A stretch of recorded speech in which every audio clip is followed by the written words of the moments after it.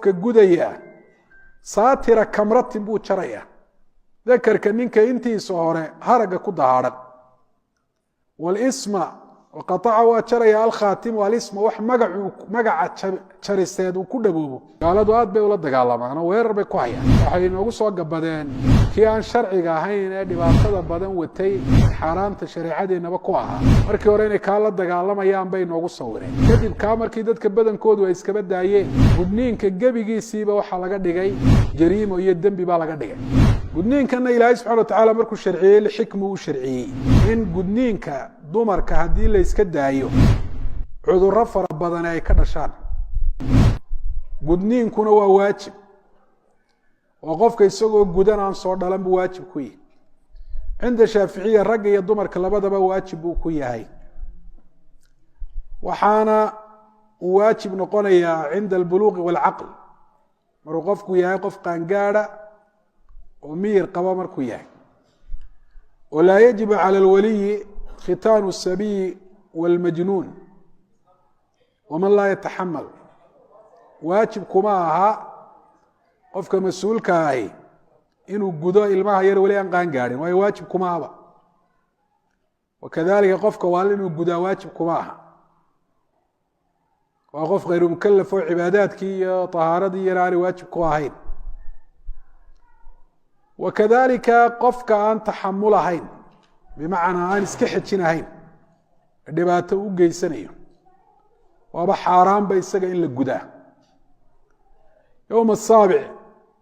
fii saabici wilaadatihi in la gudo ayaa sunnaa oo saa loo dedejiyo hadduu xamili karayo weeye haddii kalese ma banaanaba haddaanu xamili karahayn yowm saabica in laga horeysiiyaana waa makruuh bay dhahaan shaaficiyadu wayukrahu qabla asaabici in ixtamalahu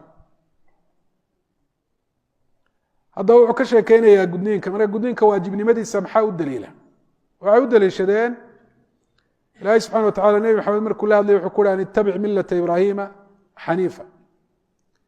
nebi ibraahim miladiisii raac milatu ibraahimna miladiisa waxaa ka mid ah sida bukhaari wariyey anahu ikhtatana wahuwa ibnu 80 sana isagoo 80 jira ayuu isguday nebiyullaahi ibraahim ta kale waxa ay leeyihiin waajibnimada waxaa u daliila waxaa qofkii laga jarayaa qeyb jirhkiisii ka mid ah oo wax u soo bedelaya aanu jirin oo cidiyaha oo kale ayaa laga ixtiraazaya cidiyuhu waxay leeyihiin khalaf waxbaa soo bedelaya oo lilxaajana loo jari maayo tacabudan baa loo jaraya cibaadaysi awgeed marka walaa yakunu dalika ila waajiban jarista noocaasi waajibna wax kalama noqoto xanuujin baa ku jirta sidaasoo kale idhaaru lcawra ayaa ka dhalanaysa oo qofkii gudayay dee qofkan cawradiisi u arkaya marka waxaa daraaddii cawrada loo muujiyey waajib mooyaane wax kalama noqon karo kayfiyadiisiibuu kaaciddu ku waajibay iyo kayfiyadiisibu halkana kaga hadlay wuxu uhi libaaliqin ay calaa baaliqin wayajibu waa waajibaa calaa baaliqin buu ku waajibaa mid qaan gaadhay saatira kamratin qaطac yuqطacu waa la jarayaa saatiru kamratin dakarka intiisa hore oo xashafada ah xaragga qariya ayaa la jaraya ay fii xaqi dakari kii labaa marka laga hadlayo walisma wayuqطacu waa la jarayaa maa yaqacu caleyh lism waxa magacuu ku dhacayo min unthaa tii dhadigeyd baa laga jaraya wax magacuu ku dhaco wax jaritaanu la odhan karo oo badriga ayaa iyo wuxuu laga jaraya wax magaca jaris qaadan kara oo yeelan kara marka kayfiyadiisina waa taasoo de way iska caddahay oo hadduu lab yahay dakarka ama xubinta inteeda hore xashafada la idhaahdo haragga ku dahaaran baa la jaraya hadduu qofku dhadig yahayna waxa weyaan hilibkaa yaree xaggaa sare ku yaala ayaa wuxuu laga jaraya inaan lagu talax tegin ayuu rasuulu ku taliyey sida xadiidu macaiya ku cad culimada qaarkoodna ay tasxiixiyeen maanta khitaankii waa lala dagaalamaa gaaladu aad bay ula dagaalamaan oo weerar bay ku hayaan waxay inoogu soo gabadeen kii aan sharciga ahayn ee dhibaatada badan watay xaaraanta shareecadeennaba ku ahaa markii hore inay kaa la dagaalamayaan bay noogu sawireen kadib kaa markii dadka badankoodu ay iskaba daayeen gudniinka gebigiisiiba waxaa laga dhigay jariimo iyo dembi baa laga dhigay gudniinkana ilaahay subxana wa tacaala markuu sharciyey lixikmu u sharciyey culimada qaarkood waxay sheegeen tiro aada u badan oo ka mida dhakhaatiirta gaalada maaha hadda muslimiin daraasaad iyo cilmi baadhis ay sameeyeen inay ku gaadheen in gudniinka dumarka haddii la yska daayo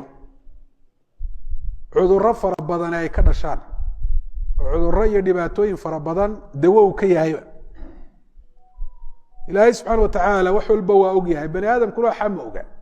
hadday ilaahay waddadiisa uu jeexay ay raaci waayaan